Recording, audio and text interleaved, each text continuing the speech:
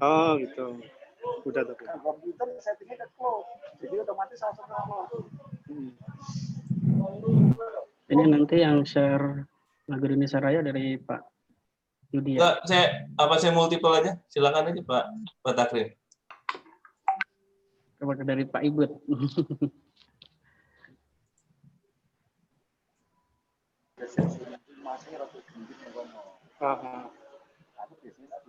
Oh. Kemarin Bu Mudi udah ngasih. Udah.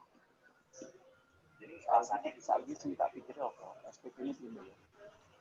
Ya ada lah. Kan nanti itu Pak. Itu masuk risetnya mereka Pak. Jadi masuk grupnya riset itu. Ya. Udah masuk. Cuma kan lagi ngerjain proposal yang ke Belanda kemana itu ya. Nggak tahu di approve-nya kapan itu. Tapi kalau itu masuk dari situ bisa.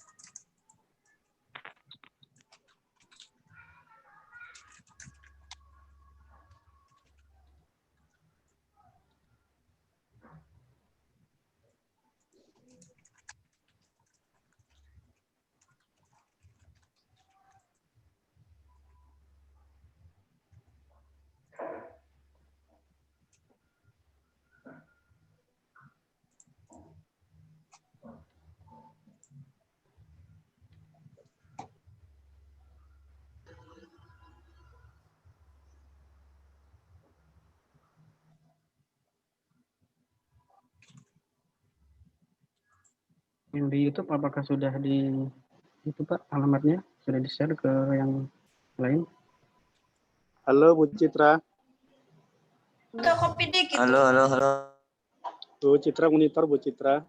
Pagi Kang Aim dan semuanya. Pagi Pak Adrianus. Oke, bentar. Bu Citra monitor. Suaranya belum ada Bu Citra. Halo. Coba tes suara Citra.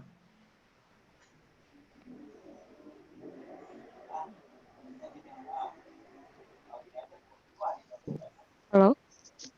Ada suaranya. Ada Pak. Lagu dari Citra ya. Oh iya Pak.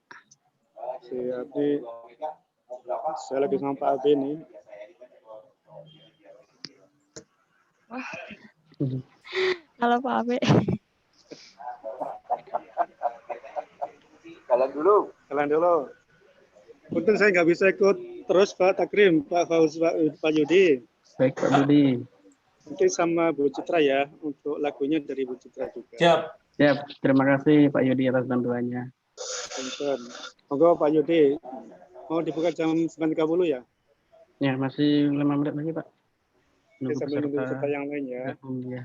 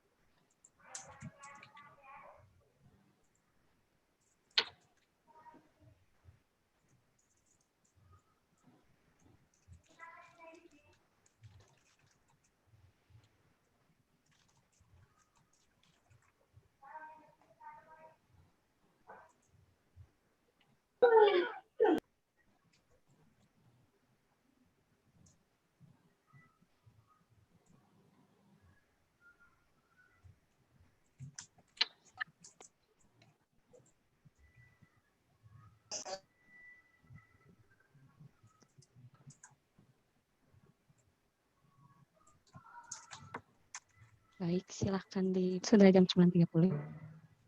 Iya. Baik, dimulai saja. Apa gimana? Ya, mangga Pak. Silakan bisa dimulai karena udah jam 9.30. Ada waktunya. Oke. Silakan, Pak Imam. Baik, Assalamualaikum warahmatullahi wabarakatuh. Waalaikumsalam warahmatullahi wabarakatuh. Ya, selamat pagi dan salam sejahtera bagi kita semua. Bapak Ibu hadirin sekalian, puji syukur kita panjatkan kehadirat Allah Subhanahu wa taala, Tuhan Yang Maha Esa, karena hanya atas perkenanannya kita dapat hadir di acara ini ya, di acara seminar online ini. Kemudian saya ucapkan selamat datang pada seluruh peserta seminar. Di pagi ini kita akan membahas tentang seminar dengan tema Millennial Engagement Through Mutual Benefits yang akan dipandu oleh saya, Idrian Sapaudi, sebagai moderator dan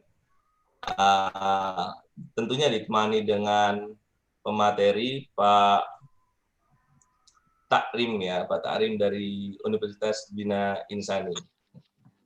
Kemudian Bapak Ibu, untuk mengawali acara hari ini, marilah sama-sama kita mendengarkan lagu kebangsaan Indonesia Raya dan kemudian akan dilanjutkan dengan lagu Mars Kooperatif. Oke, kepada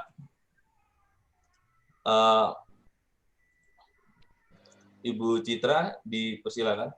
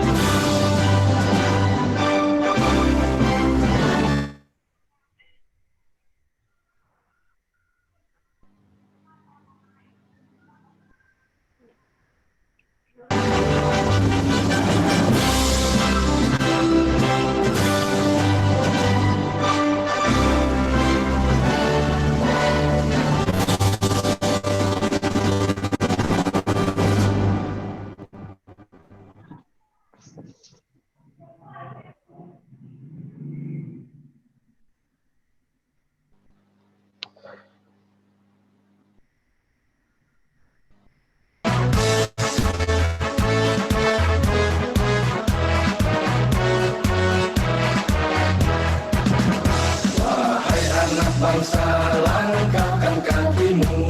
Ayo anak bangsa, angkat wadahumu. Tatap jauh ke depan, raihlah citamu, raihlah asamu. Tatap jauh ke depan, raihlah citamu, raihlah asamu. Yang lagi depan sama anak-anak.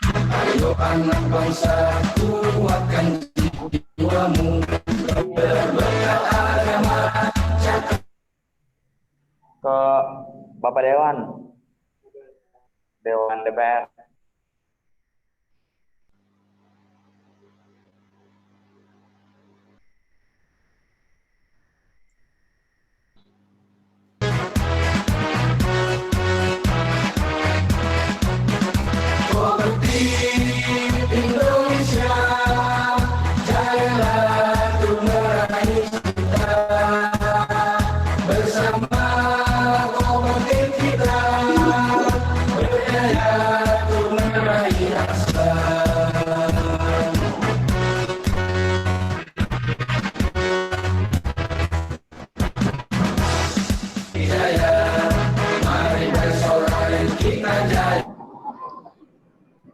kayaknya jilbabnya lagi pos. Sama Indonesia untuk kita. Kibarkan merah putih di mana-mana, harumkan namanya.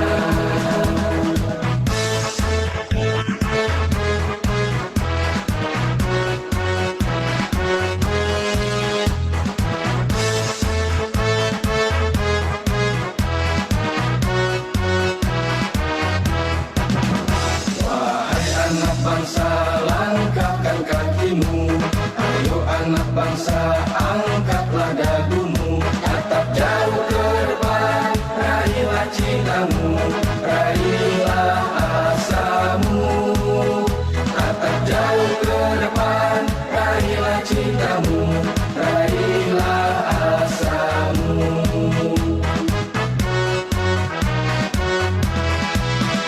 Wahai anak bangsa, langkahkan kakimu. Ayo anak bangsa, kuatkan jiwamu. Berbekal agama, cakapkan dirimu dengan ilmu. Berbekal agama, cakapkan dirimu dengan ilmu.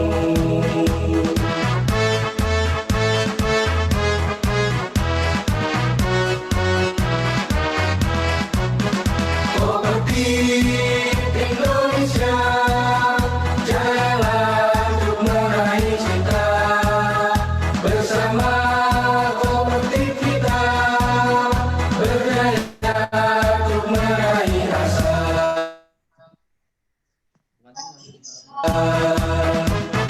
Mari bersorak, kooperatif jaya. Mari kita kuasai dunia. Indonesia untuk kita. Kibarkan merah putih di mana-mana, harumkan namanya. Kooperatif Indonesia, jayalah selamanya. Kooperatif Indonesia, jayalah selamanya.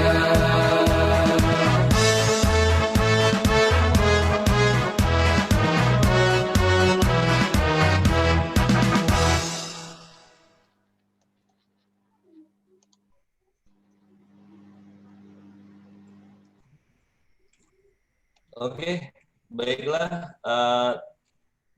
Terima kasih Bu Citra yang sudah mendengarkan lagu Indonesia Raya dan Mars Kooperatif.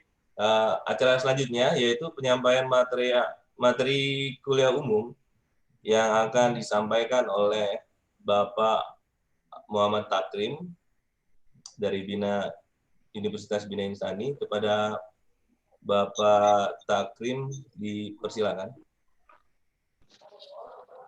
Baik, terima kasih Pak Yudi atas waktunya. Sebelum saya mulai, ini suaranya apakah memang terputus-putus apa dari saya ya? Soalnya tadi pas muter lagu Indonesia Raya sama Mars Kooperatif sempat tersendat. Mungkin gangguan dari gangguan ya? Dari oh, ya. Berarti suara saya aman ya Pak ya? Aman Pak, aman. Insya Allah. Oke. Baik, sebelum kita mulai, saya akan coba share screen ya Pak.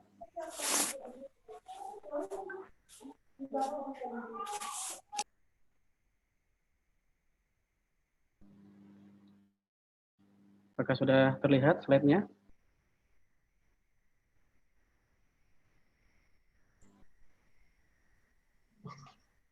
Iya, sudah Pak, sudah. Sudah. Oke, baik. Pertama-tama saya ucapkan terima kasih bagi Bapak Ibu, dosen dan juga mahasiswa yang telah bergabung ya untuk mengikuti kuliah umum pada pagi hari ini. Dan tak lupa juga kita panjatkan juga syukur kita kehadirat Allah Tuhan Yang Maha Esa, di mana pada posisi pandemi yang saat ini kita masih bisa share ilmu, kita masih bisa sharing pengalaman meskipun via virtual ya, online. Jadi dimanapun kita berada, kita masih bisa bertatap muka dan masih bisa untuk berbagi ilmu. Ya, saya juga merasa sangat terhormat ya, sangat senang sekali bisa bergabung di kooperatif ini, bisa saling berbagi pengalaman dan juga ilmu pengetahuan. Jadi saya yakin juga pasti Bapak Ibu yang lainnya punya pengalaman yang lebih daripada saya, bahkan di bidang pengajaran serta di bidang pekerjaan. Dan ini saya cuma sharing saja materi yang akan saya sampaikan. Kalau misalnya nanti ada masukan, butuh diskusi, nanti kita diskusi bareng-bareng di sini. Istilahnya seperti itu ya Pak ya. Baik, tema yang akan saya angkat di sini yaitu tentang millennial engagement through mutual benefit. Nah, di sini kenapa saya mengangkat tema milenial ya? Milenial itu kalau pada saat ini itu memang lagi trennya kalau nggak salah. Jadi semuanya hampir dikaitkan dengan milenial. Anak milenial, zaman milenial, ya. Atau istilah lainnya anak zaman now. Engagement sendiri itu ini bukan berarti engagement yang lain ya. Mungkin ada yang mempersepsikan engagement itu yang mau nikah gitu, engagement bukan. Di sini engagement adalah keterikatan seorang karyawan terhadap perusahaan. Nah, takutnya anaknya maksudnya yang persepsinya itu beda. Kita kan kalau misalkan kita belajar ilmu manajemen di perkuliahan pasti tahu lah engagement itu apa. Engagement sendiri juga sebenarnya ada beberapa sih. Kalau engagement, setahu saya engage itu berarti dia berusaha memberikan kontribusi yang benar-benar maksimal terhadap perusahaan. Ya, engage. Jadi meskipun itu pekerjaan dia ataupun bukan, dia tetap berusaha dengan baik memberikan yang terbaik untuk perusahaan. Nah, ada juga yang istilah non-engage, di mana dia hanya mengerjakan pekerjaan itu hanya job desk dia saja. Yang penting hari ini kelar saja pekerjaan saya. Yang lain nah, mungkin nggak tahu tuh urusan yang lain. Nah, itu not engaged. Sedangkan yang lebih parah lagi itu ada actively not engaged atau disengaged, di mana dia tidak mau bekerja dengan semangat, istilahnya semangatnya turun, tidak ada semangat bekerja, malah justru melemahkan dari kinerja yang lain. Istilahnya lebih ke tidak mendukung dari kinerja perusahaan tersebut. Nah, itu not engaged ya. Oke. Nah, sekarang sebelum kita masuk ke apa yang kita bahas, saya mau menjelaskan tentang timeline dari generation itu sendiri. Kira-kira milenial ini ada di garis yang mana gitu. Saya harus tahu.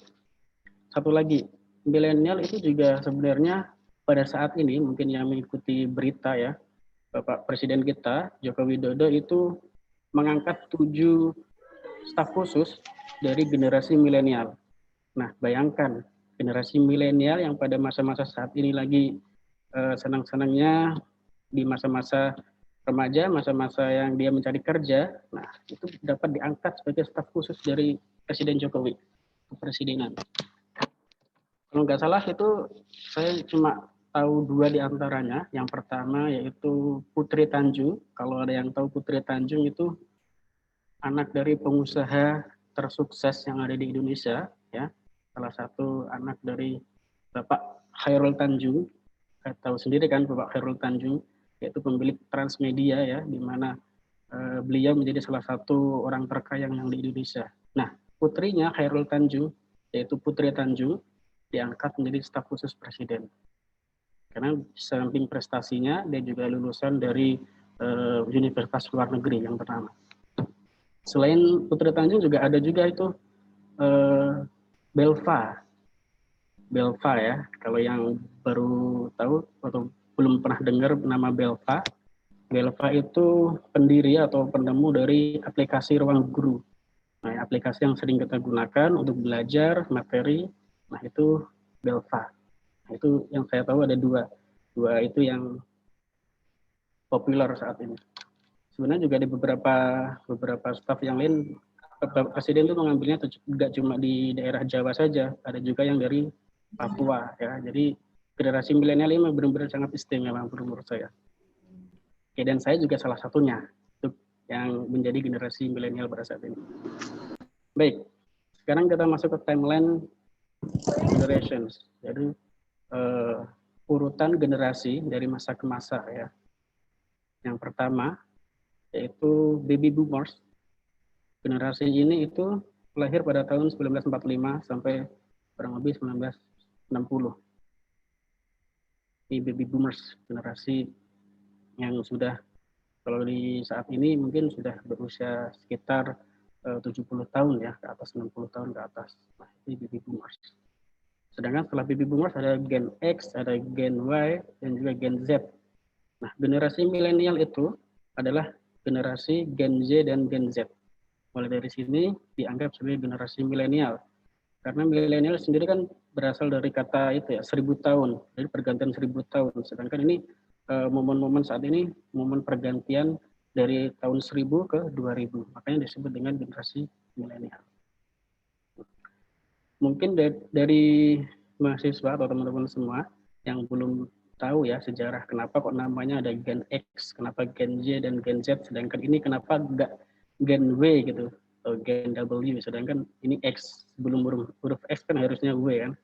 Nah, baby boomers sendiri mungkin Bapak Ibu juga sudah tahu ya sejarahnya. Jadi setahu saya itu kenapa namanya baby boomers, pada dulu ada Perang Dunia II, istilah ini dari Amerika ya, karena untuk merayakan kemenangan Amerika pada saat itu, jadi masyarakatnya menjadi makmur, sejahtera, akhirnya terjadilah ledakan penduduk. Di situ banyak lahir balita ya, balita bayi, akhirnya disebut baby booms.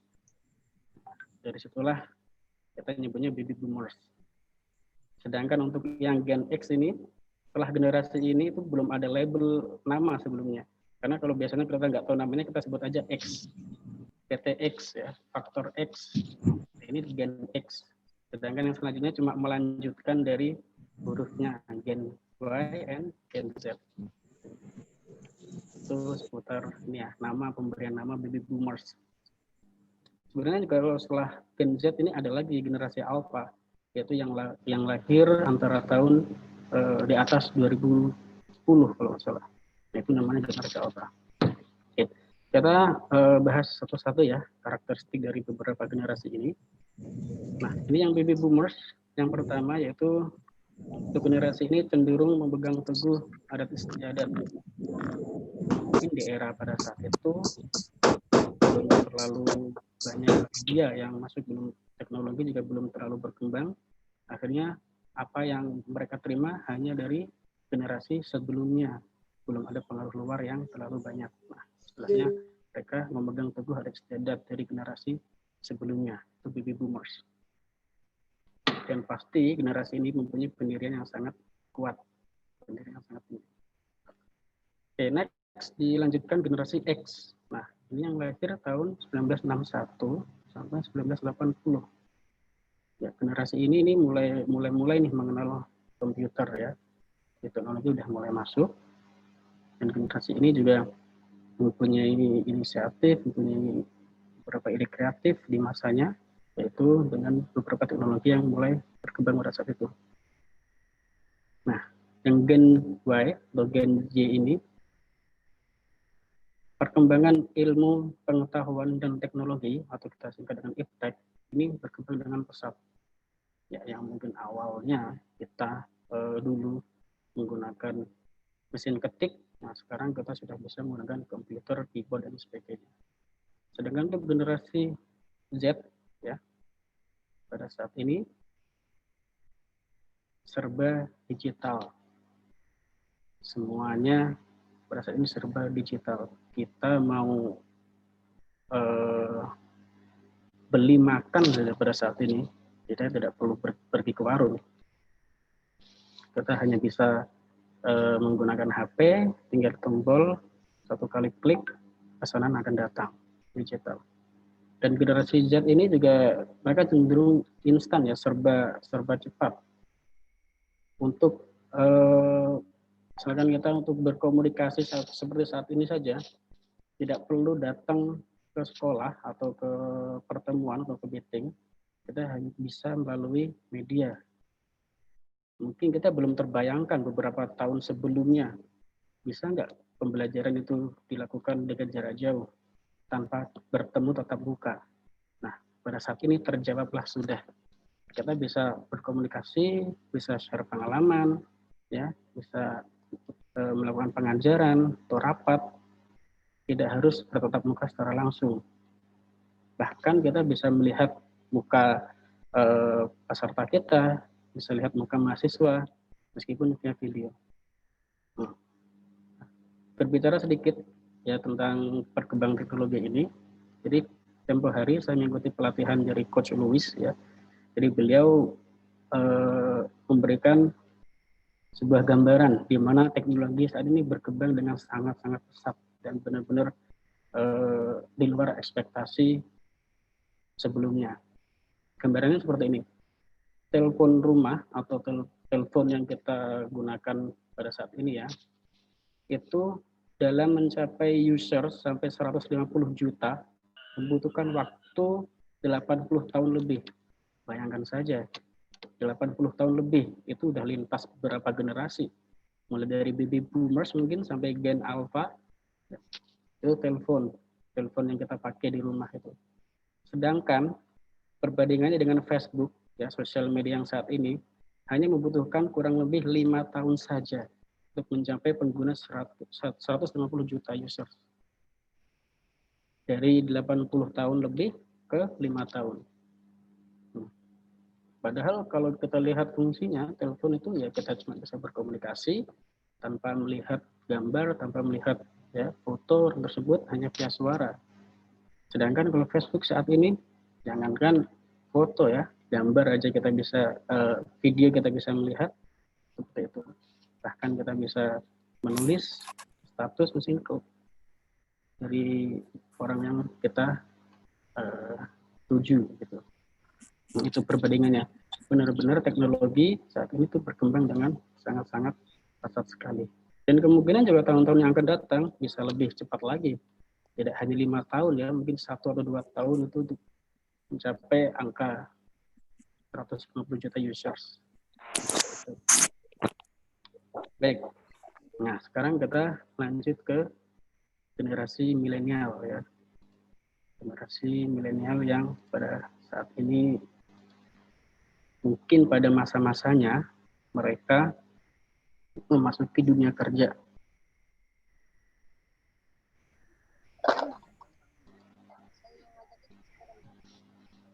Nah, generasi milenial ini juga cenderung memiliki ekspektasi berbeda terhadap pekerjaan dan lingkungan kerja. Tentunya dalam memilih tempat kerja atau lingkungan kerja, itu ada kriteria tersendiri untuk generasi milenial pada saat ini. Oke, yang pertama tentu dengan gaji, ya. Mereka berlomba-lomba untuk mencari pekerjaan yang gajinya tinggi. Ini juga mungkin generasi milenial sama generasi tidak milenial sama, tapi di sini cenderung yang generasi milenial itu mencari pekerjaan yang gajinya tinggi. Misalkan dia udah diterima di tempat perusahaan yang satu. Nah, dalam beberapa bulan atau belum nyampe setahun mungkin dia dapat informasi, dapat tawaran di tempat yang lebih gajinya lebih gede, mereka nggak enggan untuk keluar dan mencari pekerjaan yang lain. Pernah juga itu pengalaman teman saya, itu ada yang pindah pekerjaan hanya alasannya pengen memenuhi CV. Bayangkan saja, biar CV-nya penuh. Yang dicari cuma pengalaman sebentar, terus habis itu keluar. Nah, itu salah satu kriteria generasi milenial saat ini memang. Kita juga tidak bisa memungkiri ya. Salah satunya adalah mencari pekerjaan dengan gaji yang tinggi. Lingkungan kerja. Mereka cenderung menginginkan lingkungan kerja yang cozy. Ya, cozy itu yang menyenangkan, yang nyaman buat mereka, yang memberikan kebebasan dengan aturan yang tidak terlalu mengikat. Mungkin nggak terlalu mengikat itu ya nggak terkait dengan waktu yang sangat ketat. Misalkan kan ada perusahaan yang benar-benar menginginkan bekerja dari jam 8 misalkan sampai jam 4 atau jam 5 sore dan harus datang on time misalkan seperti itu. Pada saat ini generasi milenial cenderung mereka tidak menginginkan yang seperti itu. Bahkan pernah saya baca itu ada perusahaan yang menawarkan bekerja dengan waktu yang fleksibel. Maksudnya fleksibel itu tidak harus jam 8 pagi, pulang jam 4 atau jam 5 sore. Tetapi dalam kurun waktu, misalkan perusahaan itu beroperasi dari jam 8 pagi sampai jam 10 malam. Nah, mereka ditargetkan masuk sehari 8 jam. Nah, berarti dia bisa masuk jam berapa aja, misalkan jam 10, berarti sampai jam 18, seperti itu. Yang penting dalam waktu sehari itu ada 8 jam bekerja. Ada juga yang seperti itu menerapkan sistem kerjanya. Oke, nah ini salah satu kriteria di generasi milenial ya. Biasanya untuk mencari kerjaan itu ada beberapa hal yang diinginkan seperti gaji dan lingkungan kerja. Selanjutnya, no job security. Nah, mereka tidak begitu mengharapkan keamanan dalam pekerjaan seperti fasilitas kesehatan atau menjadi karyawan tetap. Seperti tadi ya, jadi kalau dalam bekerja, mereka tidak terlalu bertahan lama-lama, mungkin setahun, 2 tahun, nah mereka akan pekerjaan yang lain dengan alasan yang bermacam-macam. Salah satunya adalah tadi memenuhi CV tadi lamaran pekerjaan. Oke, ini generasi milenial dalam memasuki pekerjaan. Nah, sekarang kita masuk ke what's engagement for. Untuk apa sih engagement itu? Bukan berarti untuk menikah ya, itu beda lagi engagementnya. Engagement ini maksudnya dia mengikat karyawan. Nah, kira-kira karyawan itu untuk apa? Biar tidak seenaknya keluar masuk perusahaan gitu. Mengurangi turnover. Nah, of course ya, dengan adanya engagement, turnover perusahaan itu akan berkurang. Karena kalau dilihat dari statistik itu, karya perusahaan yang turnovernya lebih dari 10% dalam setahun itu berarti produktivitasnya kurang. Nah, makanya dalam seleksi di awal, sebelum kita merekrut karyawan, kita pastikan dulu kompetensi dia, apakah dia akan engage terhadap perusahaan kita atau malah sebaliknya. Nah, yang kedua, untuk mempersiapkan next generation leader. Jadi untuk generasi selanjutnya, sebagai penerus. Ya. Kalau tidak dari generasi milenial, dari mana lagi? Tentu kita harapkan generasi milenial ini memberikan ide-ide, ya, saran yang membangun bagi perusahaan. Meningkatkan kepuasan pelanggan. Tentu pelanggan atau customer kita akan lebih nyaman apabila dilayani oleh karyawan yang dia lebih mengetahui perusahaan itu 100% atau berpengalaman dalam perusahaan tersebut. Kalau misalkan ada karyawan baru, ya mungkin pengalamannya nggak sebanyak itu, dan dia mengetahui perusahaan tersebut juga belum 100%, mungkin hanya beberapa persen saja. Nah, dengan adanya karyawan yang engage terhadap perusahaan, dan sudah mengetahui semua seluk-beluknya, semua aturannya, itu pasti dari pelanggan pun pasti akan merasa puas dilayani oleh karyawan tersebut. Yang terakhir yaitu memperkuat budaya perusahaan. Tentu ya, semakin karyawan engage terhadap perusahaan tersebut, apalagi generasi milenial, maka budaya perusahaan pun akan semakin kuat. Sekarang kita masuk ke mutual benefit. Dalam meningkatkan ketertarikan karyawan, ya khususnya generasi milenial, perusahaan harusnya memperhatikan keuntungan jangka panjang bersama.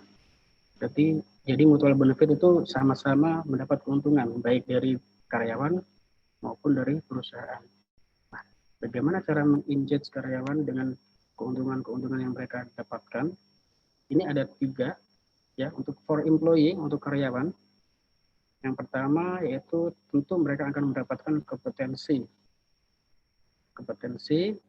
yang baru tentunya di perusahaan tersebut melalui beberapa kegiatan yang diselenggarakan oleh perusahaan atau tempat dia bekerja di situ. Selain kompetensi, mereka juga akan mendapatkan tentunya adalah kompensasi setiap bulan ya yang mereka dapatkan atas jerih payah karyawan tersebut dalam perusahaan tersebut, dalam membantu produktivitas perusahaan tersebut. Oke, yang selanjutnya karir path atau jenjang karir. Ini akan terutama untuk mereka yang loyal, yang benar-benar mempunyai kompetensi yang mumpuni, tentu jenjang karirnya akan terbuka, jenjang karirnya di perusahaan tersebut. Selanjutnya, ya kalau untuk perusahaan atau tempat dia bekerja, tentu juga akan mendapatkan benefit. Yang pertama yaitu komitmen antara karyawan dan perusahaan. Yang selanjutnya itu kontribusi. Kira-kira kontribusi apa yang bisa diberikan oleh karyawan untuk memajukan perusahaan tersebut. Yang terakhir capital. Tentu ya, ini akan menjadi aset bagi perusahaan ataupun bagi negara kalau misalkan karyawan tersebut benar-benar berprestasi. Aset yang sangat penting. Oke, sekarang kita akan bedah satu-satu. Setelah ini kita masuk ke kompetensi terlebih dahulu. Di karyawan nanti akan mendapatkan kompetensi berupa apa nih kalau sudah masuk di perusahaan, terutama untuk generasi milenial saat ini. Nah, bisa melalui training and development. Kompetensi untuk karir karyawan berikutnya harus dipersiapkan melalui pelatihan dan pengembangan, serta gap kompetensi antara kompetensi personal saat ini dan posisi saat ini juga harus diperbaiki. Jadi misalkan seperti ini, kita merekrut karyawan di bidang marketing, katakanlah. Nah, marketing mungkin kompetensi mereka otomatis akan berkomunikasi sama orang lain atau pihak luar. Bagaimana untuk mendapatkan pelanggan itu, kalau dalam istilah pendidikan berarti mendapatkan mahasiswa. Bagaimana cara calon mahasiswa itu mau mendaftar ke kampus atau ke institusi yang bersangkutan. Nah, itu kompetensi yang dia miliki. Sedangkan kompetensi dalam posisi marketing tidak hanya itu saja. Mereka harus mampu mendesain sebuah brosur yang bagus, ya, flyer yang sangat menarik, biar bisa menarik pelanggan atau mahasiswa yang mendaftar atau yang bermitra dengan perusahaan atau instansi kita. Nah, gaps tersebut harus kita perbaiki. Yang awalnya cuma bisa berkomunikasi, ya, harus diperbaiki dengan memberikan pelatihan, mungkin desain flyer dan sebagainya seperti itu. Nah, di dalam training dan development itu ada beberapa langkah juga yang perlu diperhatikan. Nah, yang pertama assessment, ya, yaitu diagnosa kebutuhan perusahaan. Kita harus tahu kebutuhannya kemana. Apakah targetnya akan terpenuhi apa enggak. Jadi kalau kita sudah tahu kebutuhan karyawan, kita bisa melakukan treatment, ya, yaitu dengan melakukan training tadi. Itu adalah sebuah solusi, ya, yang sesuai dengan kebutuhan. Misalkan nih, tadi kebutuhannya yaitu kita harus melatih karyawan tersebut untuk mendesain sebuah brosur atau flyer yang menarik demi menarik mahasiswa untuk daftar ke kampus atau ke universitas. Nah, itu harus dikasih pengarahan, treatment bagaimana pelatihannya. Setelah itu dimonitoring, dikasih tugas. Oke, sekarang kamu coba mendesain yang seperti ini untuk kegiatan ini. Nah, itu termasuk dalam monitoring, observasi. Ya. Bagaimana dia mengimplementasikan apa yang telah didapat dari treatment tersebut. Nah, kalau sudah, baru kita evaluasi. Oke, dari hasil yang didesain atau hasil dari yang dibuat oleh si A ini ternyata menarik dan dapat menarik beberapa mahasiswa yang mau daftar. Nah, dari situ ada evaluasi. Kalau misalkan ada yang kurang, berarti ada perbaikan lagi. Nah, ini untuk kompetensi. Jadi bisa dilakukan dengan training and development, latihan, ya, dan pengembangan. Termasuk juga mungkin pelatihan etos kerja, ya, biar lebih semangat lagi dalam bekerja. Oke, next kita masuk ke kompensasi. Nah, ini yang menjadi daya tarik dari generasi milenial saat ini, ya. Tadi harus kita bahas di awal, yaitu mereka cenderung pasti memilih-milih atau dari pekerjaan di mana kompensasinya yang tinggi. Kompensasi yang diberikan, ya, menjadi daya tarik karyawan, khususnya bagi generasi milenial. Dan ini bisa berupa dalam bentuk finansial atau non-finansial. Untuk finansial sendiri ada finansial secara langsung, yaitu berupa gaji, bonus, ya, insentif, dan tunjangan-tunjangan lainnya yang dinominalkan dan diberikan secara langsung. Ini seperti kita dapat gaji setiap bulan. Nah, ini finansial langsung. Jadi di situ udah ada rinciannya biasanya. Udah ada tunjangan dan lain sebagainya. Sedangkan untuk yang tak langsung, itu bisa berupa asuransi, JHT, ya, jaminan hari tua, BPJS, ketenaga kerjaan tentunya, yang diberikan dalam wujud bukan uang secara fisik. Oke. Kenapa di sini BPJS ketenaga kerjaan? Karena itu wajib bagi perusahaan untuk memberikan BPJS ketenaga kerjaan untuk karyawan yang bekerja di situ. Jadi memang harus diberikan. Sedangkan untuk kompensasi non finansial itu bisa berupa libur atau cuti, ya.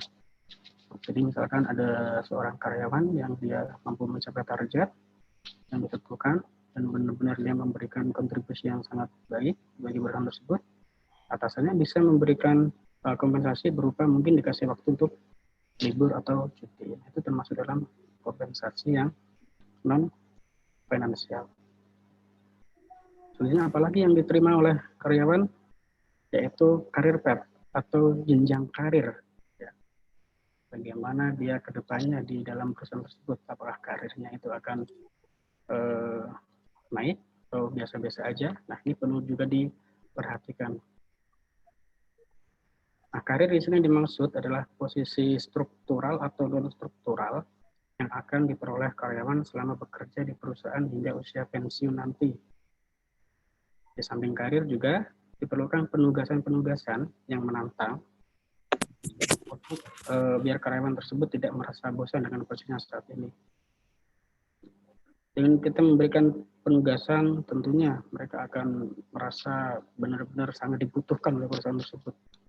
Dikasih amanat, dikasih kepercayaan untuk mengemban tugas tersebut demi memajukan perusahaan yang ditempatinya. Nah, ada beberapa langkah untuk menentukan jenjang karir ini, diantaranya yaitu understanding the employee, berdasarkan profil kompetensi yang dimiliki karyawan untuk menjabat posisi tertentu. Jadi kita harus tahu nih, karyawan tersebut kompetensinya di bidang apa. Jadi perusahaan harus mengetahui kira-kira karyawan tersebut itu yang dibutuhkan adalah posisi apa, jadi bidang apa. Tidak menutup kemungkinan juga untuk dilakukan open discussions, melakukan diskusi, ya, antara karyawan dan perusahaan tentang rencana karir yang diinginkan dan juga karir yang tersedia di perusahaan tersebut. Jadi kalau kita sudah tahu kompetensinya, kita bisa open discussions, ya, karir yang tersedia itu apa dan karir yang diinginkan itu apa oleh karyawan.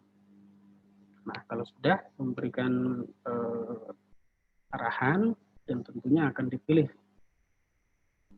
kira-kira kompetensi jenjang karir yang mana yang bagus untuk karyawan. Nah, itu akan menghasilkan benefits, ya. Karyawan tentu akan mendapatkan pengetahuan baru sehingga bisa diimplementasikan untuk perusahaan. Dan karir yang baru tentunya,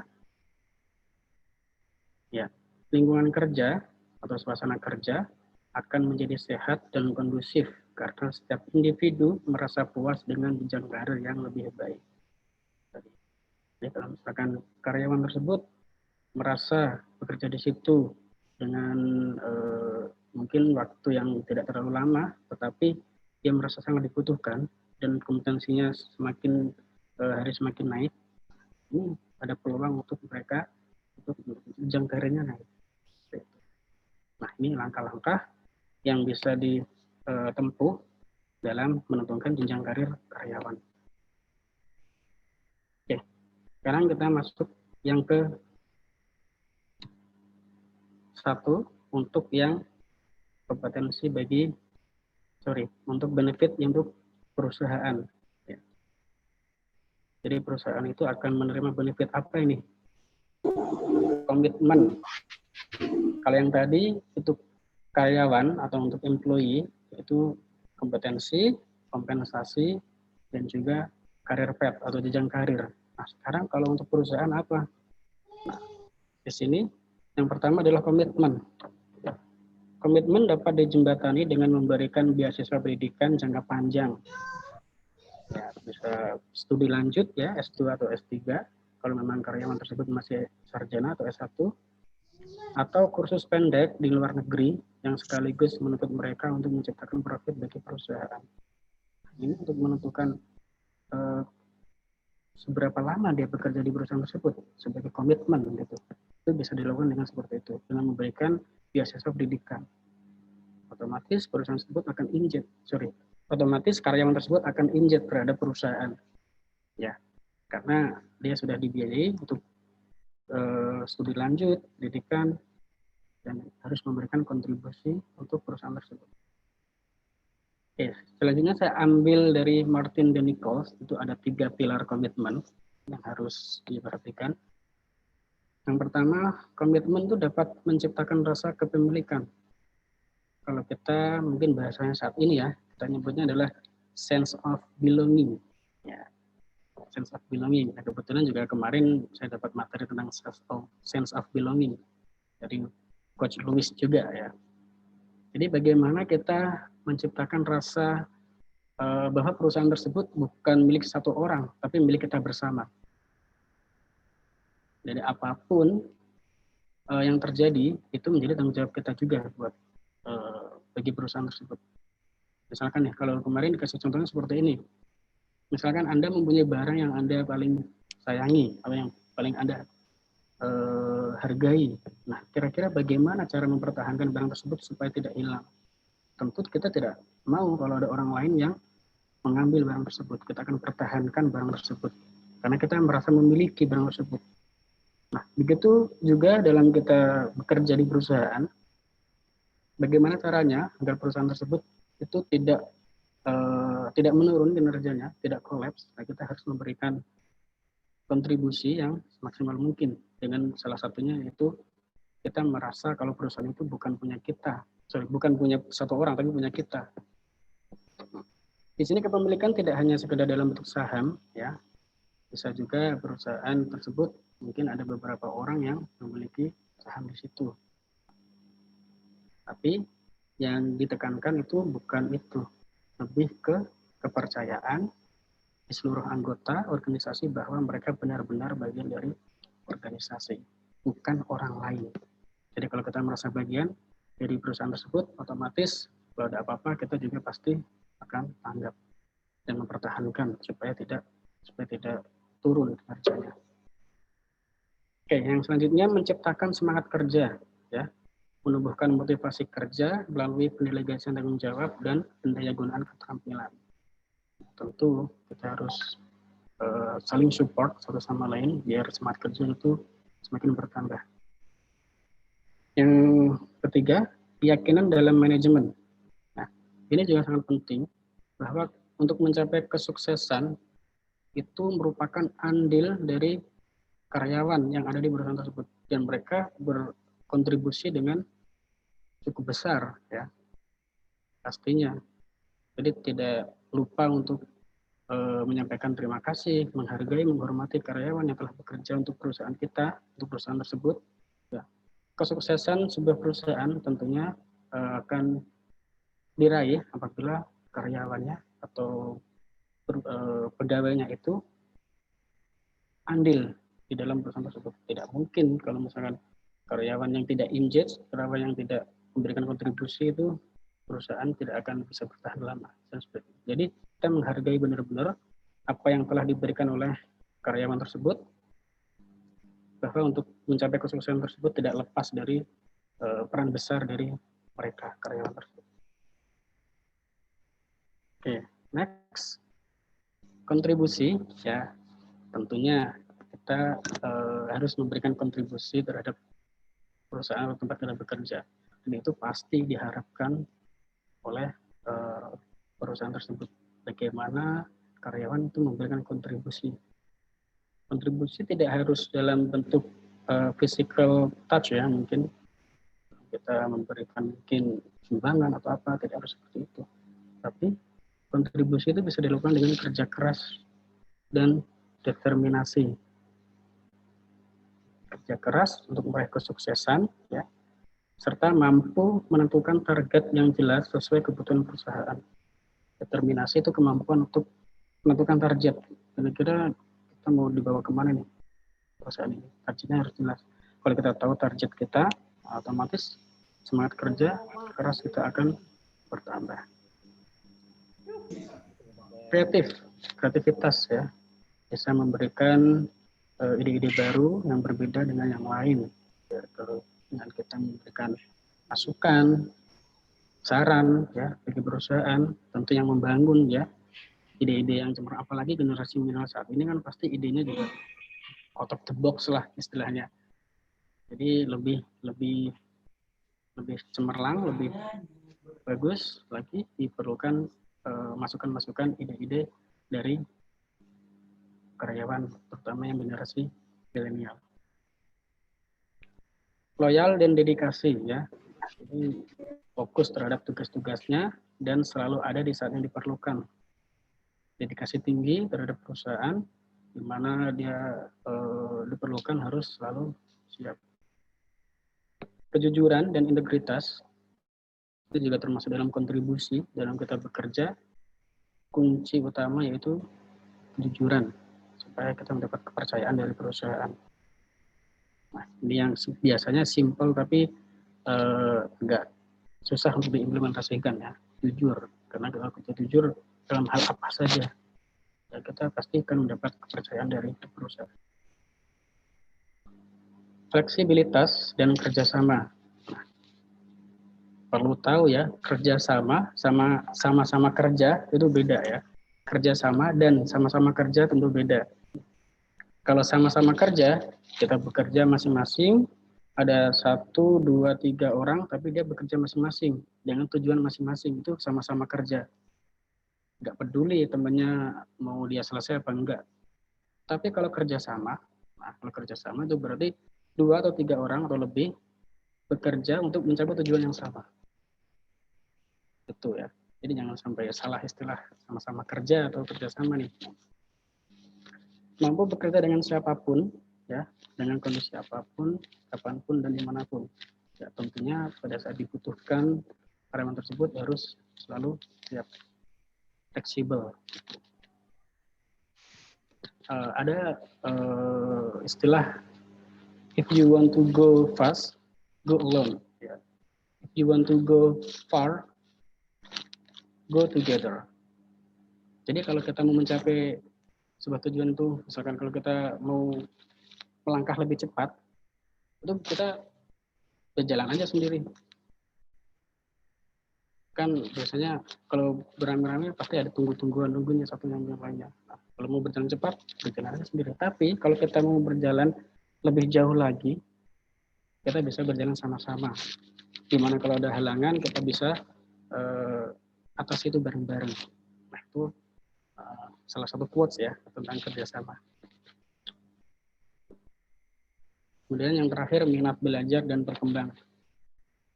Nah, dengan menambah skill dan pengetahuan untuk menghadapi tuntutan zaman. Ini lebih ke inisiatif ya. Inisiatif untuk melakukan pembelajaran atau untuk diri kita sendiri supaya kita selalu berkembang setiap harinya. Kompetensi kita selalu bertambah. Jadi apabila dibutuhkan suatu saat oleh atasan, diminta, kita udah siap. Nah, itu inisiatif. Ini melakukan sesuatu tanpa diminta, ya sudah kita lakukan. Jadi dengan begitu, nah, kita akan berkembang dengan sendirinya. Ya, pengetahuan kita, ya, tentang skill, di mana kita bekerja di situ, di bidang apa, nah kita bisa mengembangkan itu. Ini kontribusi yang bisa diberikan oleh karyawan, terutama untuk generasi milenial saat ini ya. Tidak harus dalam bentuk fisik, tapi dengan kerja keras, kreativitas, loyal dan dedikasi, ya, kejujuran, fleksibilitas, minat kerja, minat belajar dan berkembang. Oke. Yang terakhir tentunya capital, ya. Ini salah satu benefit yang akan diperoleh oleh perusahaan, dan pada akhirnya generasi milenial dan Z ya ini menjadi aset nilai fisik perusahaan. Mereka akan menjadi SDM perusahaan yang kompetitif dalam menghadapi persaingan lokal, regional, dan global nantinya. Ya, kalau menjadi SDM atau karyawan di perusahaan tersebut, misalkan dia loyal, engage, tentunya itu menjadi aset yang sangat penting bagi perusahaan. Terutama kalau misalkan dia bisa membuat prestasi yang bagus, ya, tidak hanya lokal, tapi bisa juga sampai global. Seperti yang saya katakan tadi, perusahaan yang sukses, yang besar itu tidak lepas dari SDM yang bagus juga, SDM yang berkualitas. Oke, katakanlah orang yang paling kaya di dunia ini, mungkin Jeff Bezos ya, itu beliau itu orang yang paling kaya saat ini, bahkan mampu menggeser Bill Gates. Bill Gates yang awalnya dinobatkan sebagai orang terkaya digeser sama Jeff Bezos, yaitu pemilik Amazon. Itu kekayaannya berapa miliar dolar itu sudah. Nah, beliau tidak akan mencapai status seperti itu ya apabila perusahaannya isinya SDM-nya itu tidak engage, tidak loyal terhadap perusahaan. Kualitas SDM-nya tentu diperhatikan. Tidak ada orang yang kaya punya uang dapat membangun atau mempertahankan perusahaan seorang diri meskipun dia uangnya banyak. Tentu dia membutuhkan peran atau kinerja dari SDM atau karyawan di perusahaan tersebut. Nah, seperti itu gambarnya. Jadi milenial saat ini memang benar-benar sangat dibutuhkan pada era zaman ini, zaman milenial ya. Mereka dalam mencari pekerjaan, dalam berkontribusi di perusahaan, itu diharapkan memberikan masukan-masukan yang membangun demi kelangsungan perusahaan tersebut. Oke. Baik, sebelum saya akhiri ya, saya akan meng-quote dari N.M. Mulcahy, yaitu employees who believe that management is concerned about them as a whole person, not just an employee, are more productive, more satisfied, more fulfilled. Satisfied employees mean satisfied customers, which leads to profitability. Jadi karyawan yang percaya bahwa manajemen itu memperhatikan mereka seluruhnya, seutuhnya, bukan sebagai seorang karyawan saja, itu akan menjadi mereka lebih produktif, lebih puas tentunya, lebih memberikan kontribusi dan tanggung jawab, yang berarti ya kepuasan karyawan itu juga kepuasan customer atau pelanggan, di mana mengarah kepada profitabilitas perusahaan. Ini quote yang sangat-sangat terkenal ya dari N.M. Mulcahy. Dia adalah seorang motivator, influencer yang sangat terkenal di Amerika Serikat. Oke, terima kasih. Saya ucapkan thank you very much. Demikian presentasi saya kembalikan ke Pak Yudi. Silakan Pak Yudi. Oke, terima kasih Pak Takrim atas penyampaiannya. Luar biasa. Saya senang dengar slide presentasinya karena ternyata saya masuk ke dalam kategori generasi apa tadi ya, Y. Iya. Y. Kita masuk generasi milenial ya Pak. Tahu banget lah ya. Oke.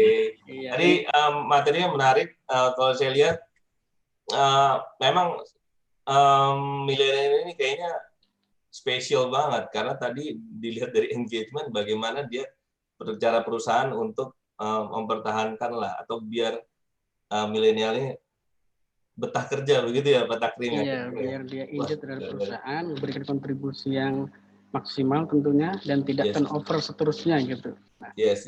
Tadi kalau saya lihat juga ada materi tentang di lingkungan kerja gimana milenial ini butuh lingkungan kerja yang cozy gitu ya. Iya, yang cozy. Nah, ini saya pernah juga nonton film apa ya tentang orang yang magang di Google. Wah, itu luar biasa sih memang waktu itu saya lihat Google.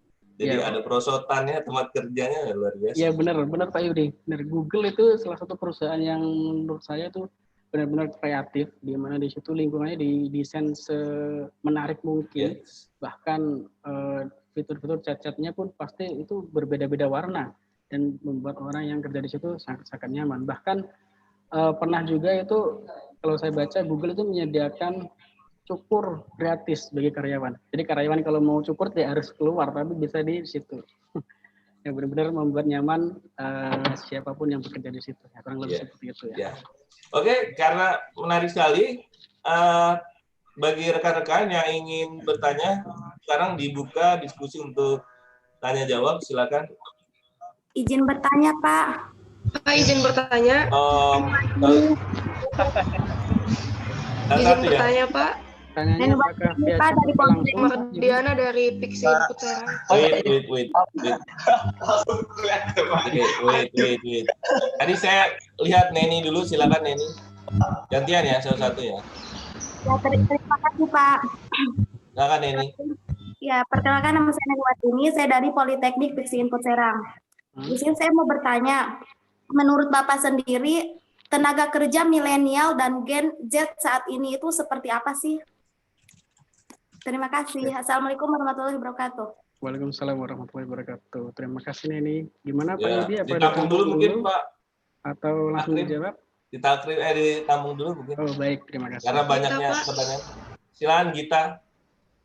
Ya, Assalamualaikum warahmatullahi wabarakatuh. Ya. Perkenalkan nama saya Gita Ayu Mardiana dari Politeknik Pixie Input Serang. Ya. Izin bertanya, Bapak. Pertanyaan saya simpel, bagaimana kita sebagai mahasiswa mempersiapkan untuk menjadi generasi kerja yang mumpuni di masa yang akan datang. Sebelumnya saya masih semester 1, jadi minta bimbingannya kepada Bapak bagaimana kita mempersiapkan nih ke depan untuk menjadi seorang pekerja yang sudah siap dan mumpuni di dunia kerja. Terima kasih. Assalamualaikum warahmatullahi wabarakatuh. Waalaikumsalam warahmatullahi wabarakatuh. Terima kasih ya. Kita. Sama-sama Bapak. Silakan selanjutnya. Adrianus Santoso silakan. Ya, Pak, saya Oh, Pak Adrianus. Adrianus silakan. Ya Pak Adri, silakan Pak. Ini rekan kerjanya dari siapa? Pak Muhammad Hakim. Oh iya. Begini Pak, ini banyak rekan mahasiswa ya dari generasi milenial ini yang ikut seminar ini Pak Takrim. Ya Pak, benar-benar. Tips dan triksnya untuk memenangkan dunia kerja atau memenangkan kompetisi di dunia kerja gitu, to win the competition. Gitu. Terima kasih. Baik, terima kasih Ya. banyak Pak Adri. Ya. Eh, Kemudian luar biasa. Silakan ada lagi. Etica. Mohon maaf namanya Etica. Silakan. Etika, Pak. Maaf Etika silakan. Mbak Iya. Etika.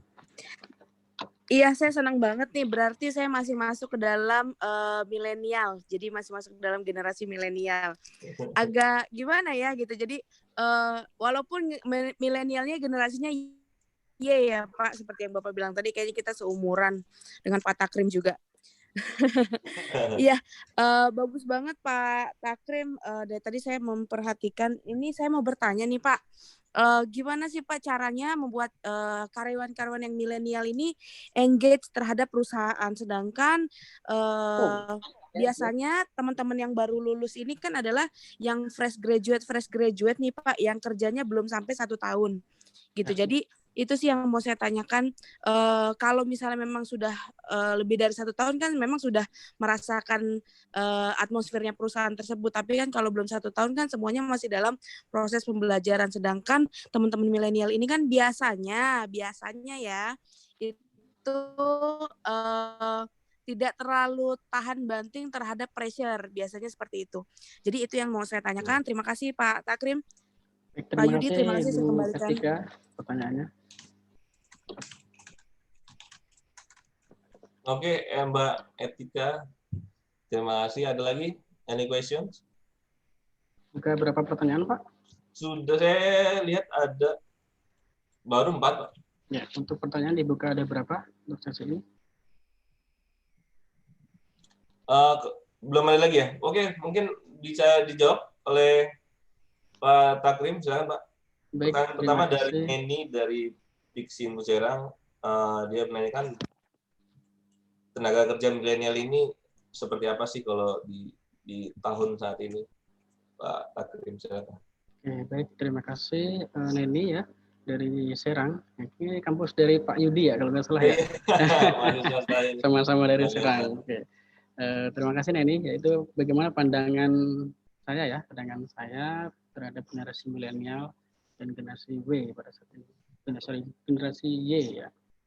Oke, karena saya sendiri juga generasi milenial. Milenial itu generasi Y ya, berarti sama Y, Z itu masuk ke generasi milenial. Seperti yang saya jelaskan tadi, yaitu mereka itu memang sebenarnya untuk beradaptasi di lingkungan perusahaan, ya tempat bekerja itu perlu adanya pengetahuan dan juga pengalaman. Sedangkan kita cari di beberapa perusahaan itu pasti kalau ada loker dicari pengalaman dulu kan. Sedangkan generasi milenial ini mereka baru lulus, baru terjun di dunia kerja, tetapi dengan minim adanya pengalaman. Nah, bagaimana cara menyikapi seperti itu? Nah, tentunya dengan kita belajar, ya, mengembangkan diri dalam ilmu pengetahuan, nah kita bisa berpartisipasi atau masuk ke dalam dunia kerja seperti itu. Karena kalau kita kompetensinya misalkan yang dibutuhkan apa nih, akuntansi atau bagian IT, kita harus tahu kompetensi kita di mana gitu, untuk masuk dunia kerja. Kalau misalkan memang dia masuk dalam posisi IT, kita harus tahu kira-kira IT di situ yang dibutuhkan apa di perusahaan tersebut. Sedangkan kemampuan kita dari mana? Nah, antara gap tersebut kita bisa perbaiki sendiri sebelum kita masuk ke dunia kerja. Kalau misalkan di dunia IT, kalau di bidang marketing seperti tadi, karena marketing itu tidak hanya dalam komunikasi, dalam mencari relasi, tetapi juga dalam mungkin desain flyer yang bagus, dengan kemampuan mengoperasikan komputer itu juga diperlukan ya. Pelayanan tidak hanya kita memberikan pelayanan berupa informasi-informasi, tapi juga pelayanan dalam segi administrasi. Generasi milenial sekarang itu karena dia pada saat ini apapun dalam bentuk media apapun itu pasti ada ilmu yang didapat ya. Bahkan kalau kita mau cari di Google apa aja seolah-olah itu terjawab semua kiat-kiat untuk meningkatkan kemampuan kita misalkan dalam hal apa aja. Nah, kita tinggal mengeksplor itu aja sambil belajar. Karena kalau zaman dulu kita kalau misalkan ya katakanlah kita mau mencari informasi di internet kita harus ke warnet dulu, bayar dulu untuk mengikuti atau untuk menyewa internet di situ selama berapa jam. Nah kalau sekarang di mana saja kita bisa belajar, bisa pakai YouTube ya, mungkin yang lebih familiar pada saat ini banyak youtuber muda juga. Nah itu bagaimana kita memanfaatkan media dalam mengembangkan pengetahuan kita sehingga kita bisa siap untuk melangkah atau masuk di dunia kerja seperti itu. Meskipun memang baru di awal-awal ya, semester awal, semester 1, semester 2, itu kan tahap-tahap di mana pengetahuan dan ilmu yang kita peroleh itu bisa bertambah karena kita masih mencari gitu istilahnya. Kalau generasi sekarang kan masih mencari pengetahuan, mencari jati diri dan mencari yang lain, teman misalkan jaringan. Itu kalau menurut saya untuk generasi milenial saat ini itu udah beberapa banyak cara ya untuk mengarah ke sana, yaitu dengan belajar tadi tidak hanya via tatap muka tapi dengan via Oke, kurang lebih seperti itu, Neni. Baik Pak, terima kasih. Ya, sama-sama Neni.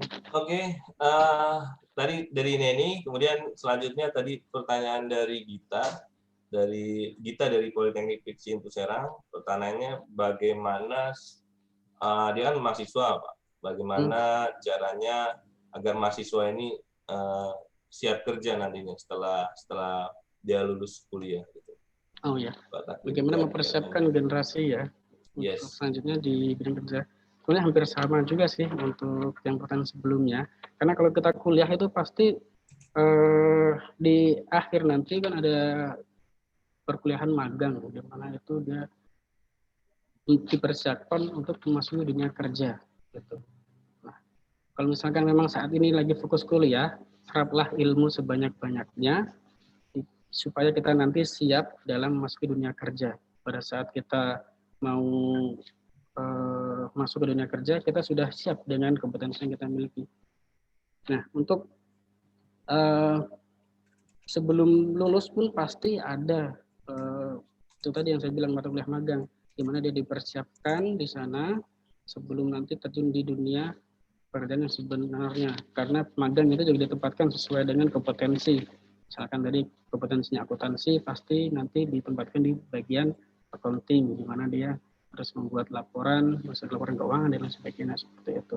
Buat jurnal misalnya. Nah, di situ nanti pasti ada ilmu yang didapat. Jadi kalau misalkan sudah bekerja kita udah ada pengalaman meskipun dalam bentuk magang ya. Jadi saran saya untuk yang tadi yang bertanya Gita. Gita. Sementara persiapkan dulu mulai dari sekarang ilmu yang didapat diperoleh. Kalau memang merasa sudah cukup, cobalah untuk mencari pekerjaan di kompetensi yang kamu miliki saat ini. Ya. Karena itu tadi milenial itu biasanya kalau sudah masuk dunia kerja itu kan beda. Dunia pendidikan sama dunia kerja itu beda ya. Atmosfernya tetap beda. Karena kalau memang kita benar-benar tahan di situ, ya sudah, maksudnya disuruh-suruh bos, ya diminta untuk datang cepat misalkan untuk meeting, nah itu kita harus siap karena pasti dunia kerja sama dunia pendidikan itu beda. Nggak dapat nih. Seperti itu. Itu yang bisa saya sampaikan ya Gita. Terima kasih atas pertanyaannya. Oke. Gita, saya rasa cukup ya Gita. Kemudian dari Pak Adrianus, ini dia menanyakan tips dan triknya bagaimana cara memenangkan kompetisi di dunia kerja, Pak Takrim. Tips dan triknya biar memenangkan kompetisi. Tips dan trik dalam memenangkan dunia kerja.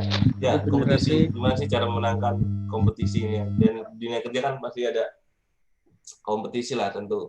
Nah, gimana cara kita menang dalam kompetisi tersebut, Pak? Baik, Pak Adri, terima kasih atas pertanyaannya. Ini pertanyaan ini juga tadi sudah saya sampaikan bagaimana kita bisa memberikan yang terbaik dalam perusahaan, kontribusi yang tadi ya kita jelaskan di slide, yaitu di mana karyawan bisa memberikan kontribusi tidak hanya berupa physical touch tadi, tapi bisa juga dengan kinerja dia bekerja keras, ya selalu mempunyai ide-ide kreatif, inisiatif, ya itu salah satu langkah untuk menangkan dunia kerja. Karena dengan begitu perusahaan itu akan percaya dan tahu kinerja kita itu seperti apa, jujur salah satunya juga. Terus tadi juga ada juga di mana dia mempunyai sense of belonging, ya, bagaimana dia merasa itu perusahaan bukan milik satu orang, ya, tapi milik kita bersama. Pokoknya intinya tunjukkan kinerja semaksimal mungkin terhadap perusahaan tersebut. Ya. Jadi dengan kinerja yang bagus, tentunya perusahaan akan percaya dengan apa yang kita lakukan selama bekerja, dan tidak menutup kemungkinan juga pasti jenjang kita akan naik. Dan kalau misalkan jenjang kita naik, perusahaan produktivitasnya bagus, bisa bersaing di lingkungan lokal, regional, bahkan global, nah, itu berarti kita sudah memenangkan dunia kerja. Kurang lebih seperti itu Pak Adrianus. Mohon maaf apabila ada yang kurang. Silahkan Pak Adri. Iya. Terima kasih Pak. Ya, yang maksud itu pada saat kita mencari kerja. Jadi sebelum bekerja kita, itu bagaimana apa tips triknya itu untuk memenangkan itu, persaingan itu? Oh, sebelum masuk kerja maksudnya Pak? Iya betul. Oke. Maaf Pak ya. Oke, baik. Sebelum masuk dunia kerja, bagaimana cara memenangkan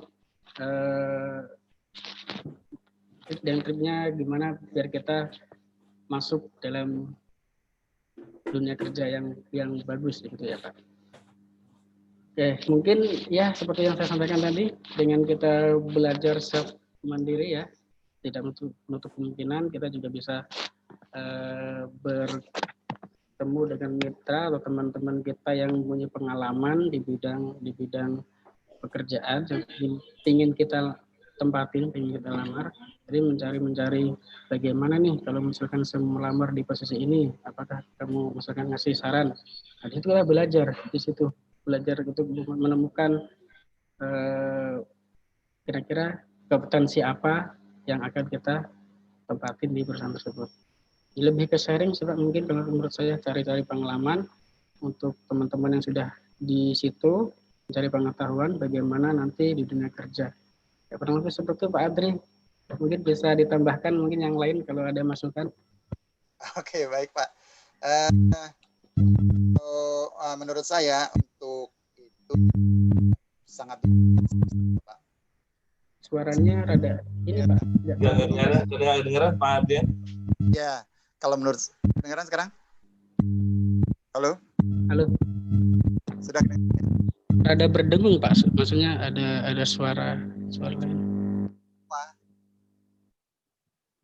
Halo. Oke, iya sudah jelas Pak. Ya, tidak kalah pentingnya, kalau menurut saya, ya, Mas Takrim, itu adalah soft skill. Kalau hard skill, sebagian besar dari itu sangat mumpuni biasanya mereka. Baik Pak Adri, terima kasih. Soft skill ya Pak, berarti ya Pak? Cepat oleh mereka, karena mereka generasi instan. Yang jadi masalah seperti ini, kalau saya memberikan wawancara itu di perusahaan-perusahaan, itu soft skill-nya yang kurang, jadi attitude-nya yang perlu dibangun. Oke, ya benar-benar. Attitude, terus bagaimana cara menjelaskan ide-ide dan gagasan mereka, kan percuma kalau mereka ide bagus tapi tidak bisa menyampaikannya atau menjelaskannya secara gampang. Ya benar Pak Adri, kalau misalkan attitude memang mungkin generasi pada saat ini beda dengan yang dulu ya. Jadi attitude itu sangat-sangat penting di manapun kita berada. Kekurangannya mungkin generasi milenial ini attitude-nya ya terserah, tergantung perusahaan biasanya. Ya mungkin karena banyak pengaruh luarnya juga Pak. Jadi kan banyak banget pengaruh dari teknologi dari luar. Salah satu aspek yang sangat penting pada saat kita melamar pekerjaan itu adalah attitude, bagaimana kita menjaga sikap kita perusahaan tersebut. Mentang-mentang karyawan baru atau baru mau ngelamar tapi sudah attitude-nya sudah kurang bagus seperti itu. Baik Pak Adri. Ya, secara akademik baik, tapi begitu mau masuk ruang saja tidak mengetuk pintunya. Iya Pak, benar-benar. Tidak diterima orang seperti itu. Ya? Iya. Memang di awal sih Pak, sebenarnya kita kalau mau seleksi karyawan itu pasti di awal kita pastikan dulu kira-kira karyawan tersebut mempunyai kompetensi apa tidak. Kalau misalnya kompetensi dari segi akademik kayak bagus, tapi kalau dari segi attitude atau cara dia berkomunikasi itu juga merupakan aspek yang penting sebenarnya. Jadi di awal mungkin pas seleksi itu kita harus pastikan dulu biar karyawan tersebut engage terhadap perusahaan. Ya, membuka minat belonging itu Pak. Itu perlu. Oke, gitu Pak. Pak Adri, terima kasih banyak Pak Adri. Terima kasih Pak Adrianus. Oke, selanjutnya dari Mbak Etika dari Bina Insani. Pertanyaannya seperti ini, bagaimana engage terhadap perusahaan untuk fresh graduate gitu. Karena yang kita ketahui fresh graduate ini nggak tahan banting lah gitu. Apalagi mungkin dari pressure kerjaan ya terhadap perusahaan kepada mereka gitu. Biasanya sih milenial ini katanya tidak tahan banting ini. Gimana nih caranya Pak Takrim untuk mengengage perusahaan? Baik Bu Etika ya, Bu Tika, kita panggilnya Bu Tika aja. Bagaimana cara mengengage karyawan milenial ya, terutama bagi yang bekerja mungkin belum nyampe setahun ya, pokoknya dia fresh graduate. Tentunya bisa dilakukan yang pertama dengan membantu ya, dibantu mungkin diarahkan dulu coaching gitu, bantu dalam pengembangan diri karyawan tersebut. Nah, bagaimana dia dalam menyelesaikan pekerjaan, bagaimana nantinya dia kalau bisa ditinggal sendiri, misalkan bisa dikerjakan sendiri, kita lihat progresnya, apakah progresnya itu bagus. Jadi intinya ada pendampingan terlebih dahulu ya, dikasih pengarahan. Setelah itu juga bisa juga dikasih saran. Kalau sudah sudah dikasih coaching, nanti dikasih saran, ya, saran untuk gimana dia bekerjanya bisa lebih bagus dan bisa untuk berkontribusi lebih untuk perusahaan. Gitu. Selain saran, mungkin juga bisa diarahkan dengan pekerjaan yang lebih menyenangkan. Maksudnya lebih menyenangkan itu memang tidak monoton. Kerjaan itu aja. Yang mungkin bisa dialihkan ke pekerjaan yang menurut dia lebih rileks, lebih santai, nggak terlalu monoton yang dituntut harus target selesai pada saat yang ditentukan. Karena kan dia masih baru. Kalau masih baru mungkin kita bisa kasih kelonggaran, ya. Kasih kelonggaran, tidak harus cepat tanggap. Karena kan kalau fresh graduate atau yang baru bergabung itu biasanya pengalamannya juga pasti masih kurang. Nah, bagi karyawan yang di training, misalkan yang dikasih kesempatan juga dikasih untuk berpendapat lebih vokal, maksudnya lebih memberikan masukan. Dia punya masukan apa nih buat perusahaan sekarang. Jadi kita tampung pendapatnya. Itu juga salah satu di mana kita menghargai sebuah karyawan yang baru bergabung di perusahaan atau di tempat kita bekerja. Jadi dengan kita memberi kesempatan dia untuk berpendapat dan kita tampung, nah dia akan merasa sangat senang karena pendapat dia akan dihargai. Nah itu awal-awal untuk menumbuhkan bibit injet untuk karyawan yang mungkin baru bergabung di perusahaan. Kurang lebih seperti itu, Bu Etika. Gimana, Bu Etika? Baik, Pak Takrim. Ya, terima kasih banyak Pak Takrim. Sama-sama, Bu. Pak Terima Yudi kasih. terjawab. Oke, terima kasih Ibu Etika. Pertanyaannya yang tadi sudah habis nih Pak Takrim, atau mau nambah lagi pertanyaannya, questionnya? Mungkin masih ada waktu kita. Terakhir mungkin ada yang bertanya Pak Saludin itu di chat, Pak. Saya Pak. Boleh dari ada dari chat ya, maaf. Nanti Deden sebentar ya, saya tanya dulu ini pertanyaannya. Dari Muhammad Fahmi. Iya. Bagaimana cara mendinginkan suasana di dalam satu perusahaan, walaupun pasti ada saja di dalam perusahaan. Terima kasih Fahmi ya. Bagaimana cara untuk mendinginkan suasana di dalam suatu perusahaan walaupun ada saja konfliknya? Tentu kita bisa melakukan dengan pendekatan ya. Pendekatan maksudnya kita tidak bisa menilai itu dari satu sisi, dari satu pihak. Tentunya kalau kita menilai dari satu sisi, kita belum tahu yang satunya lagi. Kita hanya tahu bagian setengahnya saja. Dan itu akan membuat kita ikut menyalahkan kalau misalkan ada konflik. Nah, kita coba panggil yang bersangkutan, kita tanya satu-satu, mungkin dari yang A dulu, kira-kira permasalahan seperti apa, yang B seperti apa. Jadi dipanggil secara terpisah, bukan barengan ya. Kalau barengan nanti di dalam malah tambah berantem lebih parah lagi. Jadi satu-satu kita arahkan kira-kira solusinya seperti apa. Yang satunya lagi, nah kalau udah tahu persis permasalahan konfliknya itu di mana, sebagai atasan atau sebagai pimpinan kita bisa memberikan solusi. Kita tahu mungkin titik salahnya ada di bagian yang ini, yang di sini. Nah kita kasih arahan satu sama lain. Dengan begitu nanti mereka akan mengerti. Oh iya Pak.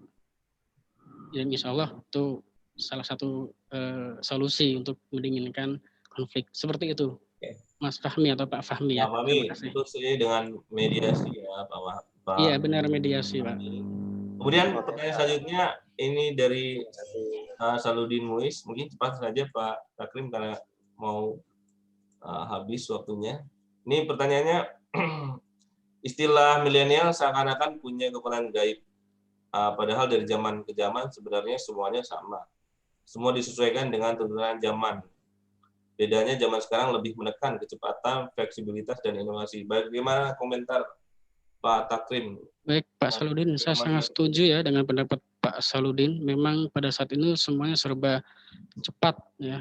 Semua pada saat milenial zaman saat ini itu karena kita sangat-sangat terpengaruh ya, pengaruh dari teknologi itu sangat-sangat besar gitu. Dan tentu generasi saat ini cenderung instan, bahkan hanya untuk populer saja di dunia maya atau di TV itu tidak Tidak kayak dulu. Kalau dulu kita mungkin punya prestasi, punya sebuah kemampuan yang mungkin bisa mencengangkan banyak orang. Tapi saat ini hal-hal yang sepele saja bisa membuat orang tersebut cepat, dengan cepatnya terkenal, dengan cepatnya dia mendapat perhatian lebih dari masyarakat.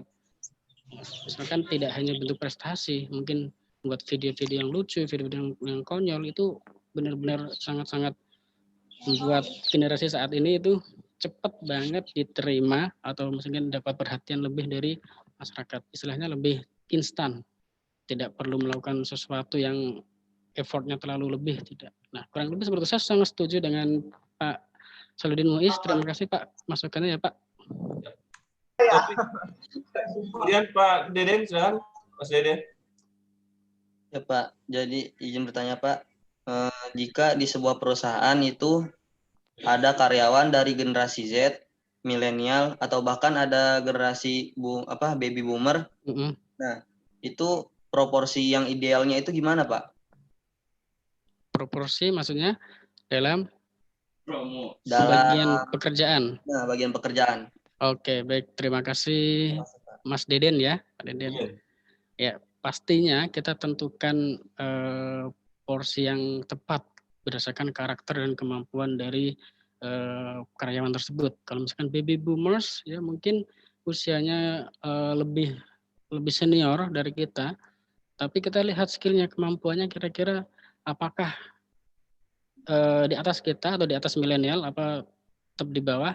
Nah, dari kemampuan tersebut kita bisa memporsikan masing-masing di bagian part. Sebenarnya tidak ada part yang harus milenial berapa persen, gen yang tidak milenial berapa persen, tapi di mana kita mencari kompetensi mereka ya yang sesuai.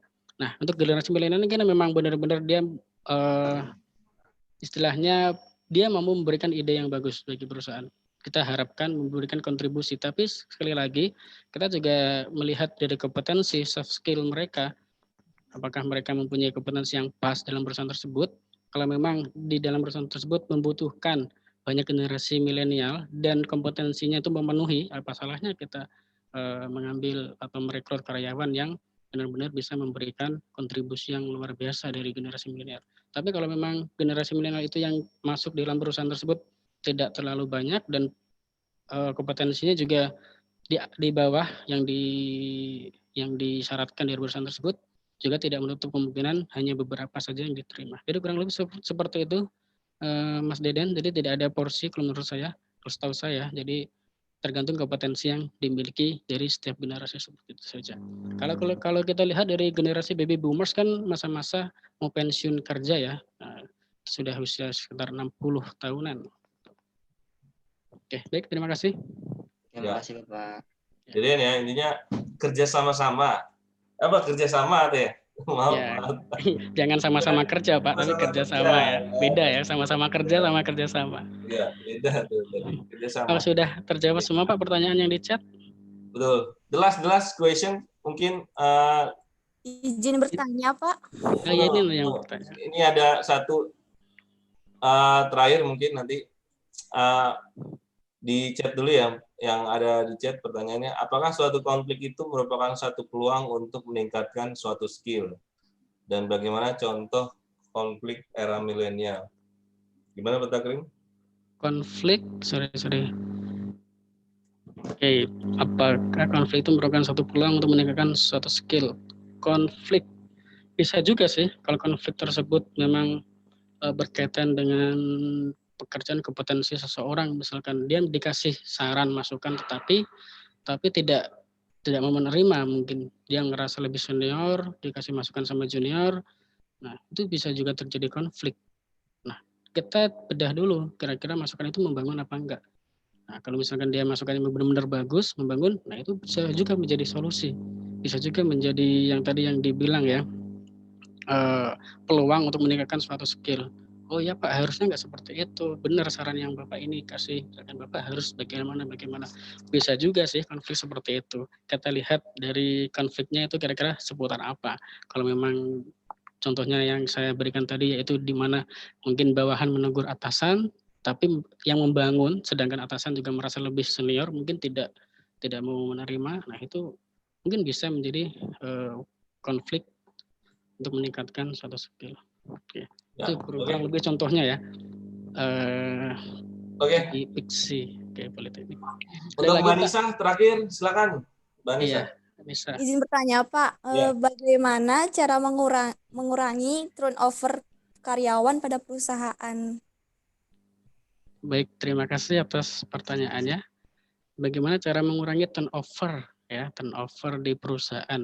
Turnover itu seperti yang saya bilang, dalam perusahaan itu kalau misalkan dia turnover-nya lebih dari 10% dalam setahun, maka akan dipertanyakan apakah dari perusahaannya sendiri atau memang dari karyawannya yang menyebabkan turnover. Ya, mungkin di awal pada saat kita melakukan rekrutmen, kita harus tentukan dulu kandidat tersebut apakah benar-benar akan loyal atau engage terhadap perusahaan kita, dengan kita memberikan wawancara, tes, kita lihat juga attitude-nya tadi yang dibilang Pak Adri, soft skill-nya. Nah, dari situ kalau memang kita udah yakin karyawan tersebut benar-benar dapat memberi kontribusi yang sangat besar terhadap perusahaan kita, apa salahnya kita terima. Nah, gitu. Jadi di awal sebelum kita menerima karyawan, kita tentukan dulu kira-kira karyawan tersebut layak apa enggak untuk mengurangi turnover tadi. Selain itu juga bisa diberikan dengan pelatihan-pelatihan biar karyawan tidak bosan. Biasanya kalau turnover itu wah gini-gini aja nih kerjaan, ingin cari tempat lainnya lebih menantang. Nah, seperti itu. Kita bisa kasih pelatihan di mana dia di situ skillnya atau kemampuan kompetensinya bisa berkembang. Pelatihan tersebut bisa dalam bentuk training dan development tadi yang saya bilang, atau misalnya ditugaskan kemana gitu. Dengan seperti itu, maka karyawan tersebut akan merasa bangga karena dia, oh saya dapat amanat nih, ditugaskan untuk mengikuti seminar seperti ini. Berarti perusahaan mempercayakan itu pada saya.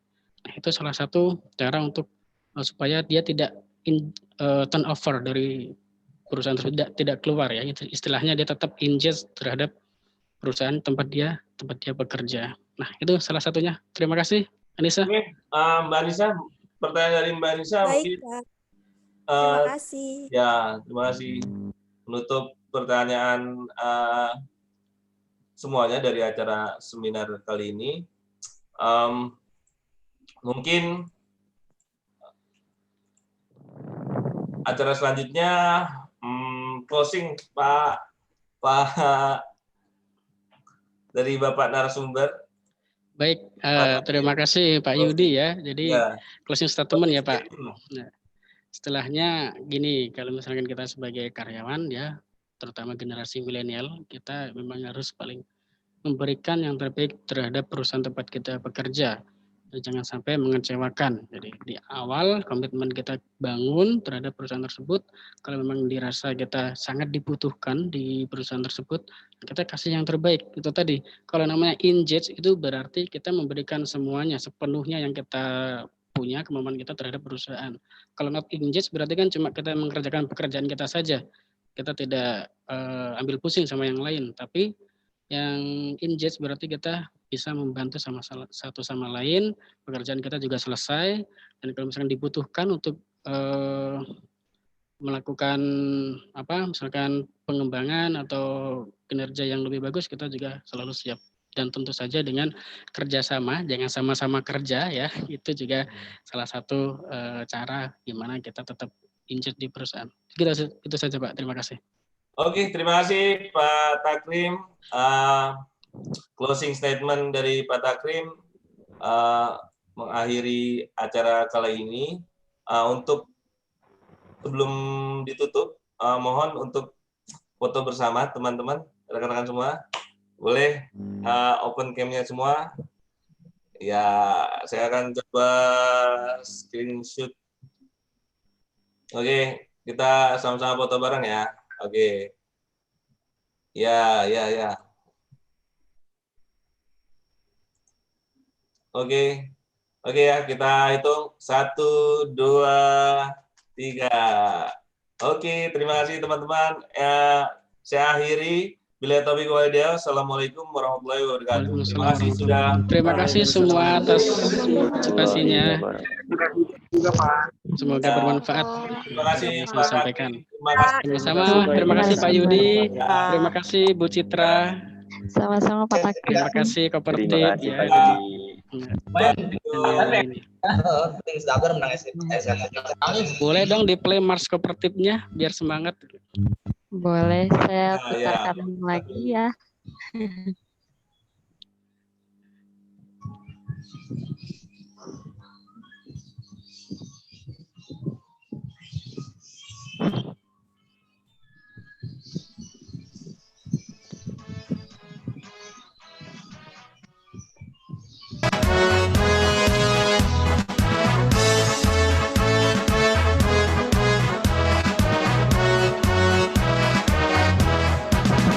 Wahai anak bangsa, langkahkan kakimu. Ayo anak bangsa, angkatlah dagumu. Tatap jauh ke depan, raihlah citamu, raihlah asamu. Tatap jauh ke depan, raihlah citamu, raihlah asamu.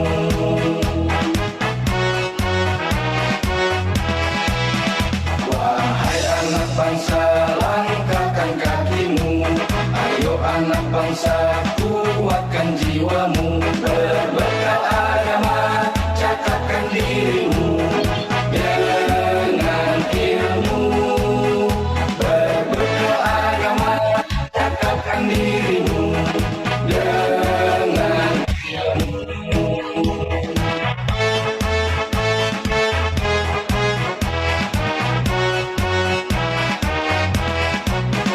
Kooperatif Indonesia, jayalah untuk meraih cita.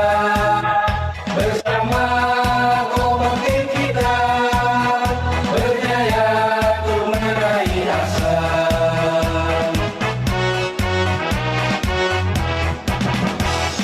Mari bersorak, kooperatif jaya. Mari bersorak, kita jaya bersama. Dengan teknika kuasai dunia, Indonesia butuh kita. Kibarkan merah putih di mana-mana, harumkan namanya.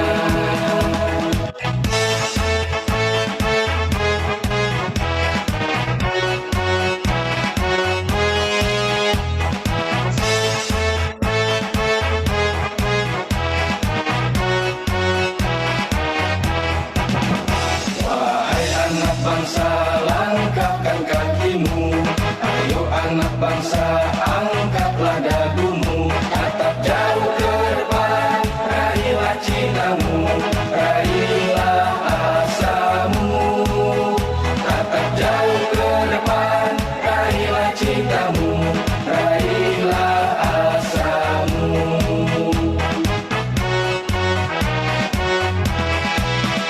Wahai anak bangsa, langkahkan kakimu.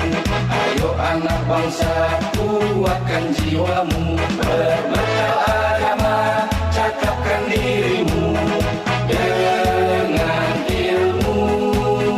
Berbekal agama, cakapkan dirimu dengan ilmu.